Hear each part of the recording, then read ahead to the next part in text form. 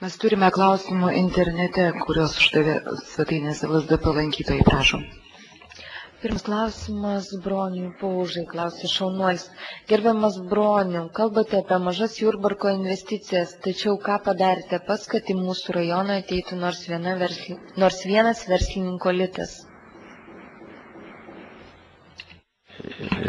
Žinoma, klausimas labai geras ir labai teisingas ir aš manau, kad nuo gegužės mėnesio dar taip tie verslininkai greitai nesiverš, kiek aš ten užsiminėjau Jurbarko rajone, bet ir šios dienos konferencijos tas mūsų tema ir sureikšminimas tos problemos, man atrodo, tai yra tam tikras žingsnis į tą atėjimą. O aš noriu ką pasakyti, man atrodo, nei vienas Seimo narys investicijas tiesiogiai neorganizuoja ir nerenka į vieną ar kitą rajoną, tačiau reikia sudaryti visas teisinės sąlygas ir priemonės, kad verslininkai patys rūpintųsi ir ateitų į vieną ar kitą miestą, rajoną. Tai aš ir matau savo pareigą ir taip darau, kad ir dujos ir kiti, kad sudaryti tas sąlygas tam verslui, kad būtų galima juos, kad verslininkai pripažintų ir matytų ekonomišką naudą ir eitų į tą objektą. Ačiū. Papildysiu, mes matote, yra svarbiausia, kad apie mus žinotų ir mes iš tiesų dabar jau visais kanalais stengiamės, kad apie mus žinotų, apie tai, kad Jurbarke yra normalios sąlygos verslui, kad perkeltų galbūt ir Vilniečiai, turim tokių keletą pasiūlymų savo įmonės arba jų padarinis į Jurbarką. Ir tai Seimo nario pavyzdžiui, kad jis informuoja, kad jis paakina, reiškia, tą Jurbarko verslumo ir tos gamybos galimybę, tai yra, manau, didesnis indėlis, nei kad jis pats pastatytų ką nors ten nuosavą fabriką. Tai to tikėtis į Seimo narę mes tikrai nenorime ir nejaučia funkciją. Bet štai paskleisti apie Jurbarką gerą žinią verslo pasaulyje, tai yra tikrai labai mums brangu. Antras klausimas. Mykolas klausė Daivos Bartkienės. Ar nestreikuoja Jurbarko mokytojai? Ne, Jurbarko mokytojai nestreikuoja. Jurbarke veikia mokytojų profesinė sąjunga, jie eina kitų kelių ir bando tartis, dėrėti su vyriausybė ir mokytojai tikrai nusiteikia labai pozityviai ir tiki, kad vyriausybė atkreips į juos dėmesį ir visos problemos įsispręs taikiai. Bratka klausė ponio Broniaus. Kodėl aš turėčiau investuoti Jurbarke, o ne pavyzdžiui Varėnoje ar Pagėgiuose? Pakartot, prašau. Kodėl aš turėčiau investuoti Jurbarke, o ne pavyzdžiui Varėnoje ar Pagėgiuose? Ačiū. Klausimas, žinoma, toks įdomus. Aš noriu ką pasakyti. Pilnai mes suprantam tą dalyką. Kiekvienas verslininkas investuos ten, kur jam yra naudingiau. Tai čia yra paprasta logika ir kitaip negali būti ir nebus. Taip, kad aš manau, kad yra ekonominės sąlygos, kuriam rajone ar mieste yra naudingiau, yra patrauklesnės sąlygos, kuris mato naudingumą savo, o kad ir šiuo atveju, konkrečiu pavyzdžiu, apie ką mes kalbam. Kodėl pasirinko verslininkas tą Jurbarką, sakykime, jis turi tenais Raseinių rajone jau dalį gamybos, jam be abejo būtų geriau ją plėsti. Tačiau Jurbarkas turi upių tam tikrą tinklą, kur jam šitą investicija tikrai labai tinka, kadangi tą laivą 20 metrų jį pervežti su autotransportu yra labai nepatogu. Plukdyti, reiškia, vandens keliais yra žymiai patogiau ir pigiau. O už tai jis pasirinko Jurbarką ir Jurbarkas jam yra patrauklus šiai gamybai. Yra ir kitų specifinių gamybų, be abejo, kur Jurbarkas yra žymiai patrauklesnis negu, sakykime, Varėna. Be abejo, Jurbarkas turbūt su Varėna dėl grybų verslo negali konkuruoti, bet irgi yra neblogų miškų, kur galima grybų surasti.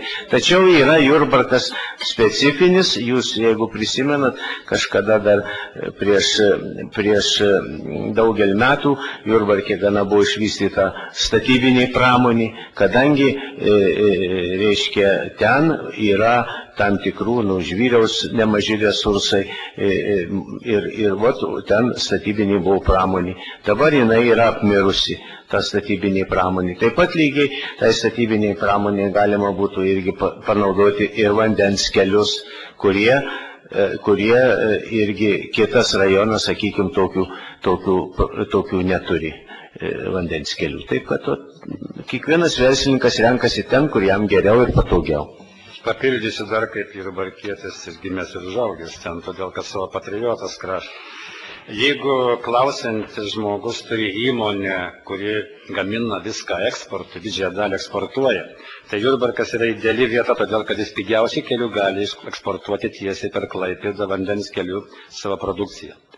Ypač jeigu yra tokia, kurią sudėtinga pervežti ar geležinkeliais, ar autotransportu, tai jau vienas tikras patrauklumas ir labai būdingas tik Jurbarkui tikrai yra.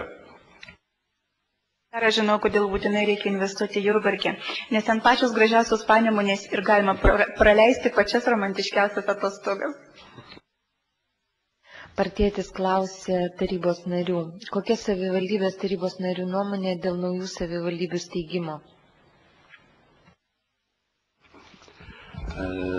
Tikrai mes manome, kad tai yra kabinete išmąstytas projektas kažką veikti dėl veikimo. Nes jeigu kitaip negalime mes spręsti, nes jeigu žmogus, kuris sumastė prijungti Raudondvarį prie Vilkijos, o Kulautuvo prie Kauno, ir apjuokė visą tą idėją, galbūt iš tiesų ten turi gal ir gerų pliusų, apjuokė prieš visą Lietuvą šią idėją, manau, kad tai yra nerimtai pasiruošta, nesubrandinta idėja, nepagrįsta jokiais skaičiavimais, o grinai tik tai toks, kaip sakom, biurokrato veikimas, neturint ką veikti. Dar norėčiau pridėti dėl tų naujų savivaldybių. Dabar Lietuvoje yra pripažintų 14 probleminių rajonų. Tai padauginkim jų dar kokius 2 kartus ir tada turėsim dvigubai daugiau tų problemų. Aš dėl to, kad arčiau žmogaus, kas apmokės visiems žmonėms, ūkininkam registrus? Kas apmokės va šitą? Niekas net neatsakė tą klausimą. Juk jeigu aš keičiu savo gyvenamąją vietą, ne savo valią, šiuo atveju, aš privalau susitvarkyti registrų centre visus popierius. Tai jau vien tik ta prasme yra neapmąstyta ir neapgalvota žingsnis. Sakykit, atsiprašau, aš įsiterpsiu, jeigu galima. Ar pas jūs irgi vyksta apklausus? Ar pas mus labiausiai ir savivaldybės planuojama? Pas mus buvo kuriama Ariogalos, kad savivaldybė Juodaičiai buvo apklausta, dalis Veliuonos seniūnijos, Raudonis. Tai yra tie, kurie ribojasi su Seredžiaus, reiškia su Raseinių dabartiniu rajonu. Tai dalis mūsų rajono Juodaičių seniūnija pasisakė už Ariogalos seniūniją, o visos šitos apklausos pralaimėjo beviltiškai dėl Vilkijos steigimo. Šį savaitgalį pas mus vyko apklausa 3 seniūnijose ir visose seniūnijose žmonės pasisakė už tai, kad nekeistis, neskaldyti savivaldybių, likti prie Jurbarko. Tokį tarybų sprendimą esam ir mes priėmė ir Ariogalos atžvilgiu, ir šiuo metu Vilkijos vienbalsiai. Taip, pas mus lyg tai būtų toksai pats kvailiausias variantas, reiškia Jurbarko rajonas jau beveik būtų visiškai sumažintas ir taptų irgi maža savivaldybė, o aplink prisiseiktų dar mažų daug savivaldybių. Marius klausė, gerbiamas Seimo nario, Nemunas ir kontrabandos kelias, kaip sekasi su ją kovoti?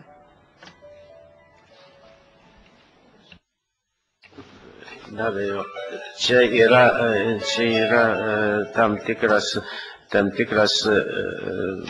blogybės reikalas ir Nemunas yra tikrai kontrabandos kelias ir man ten teko važinėti ir nagrinėti tuos klausimus ir žiūrėti, kaip tas viskas vyksta.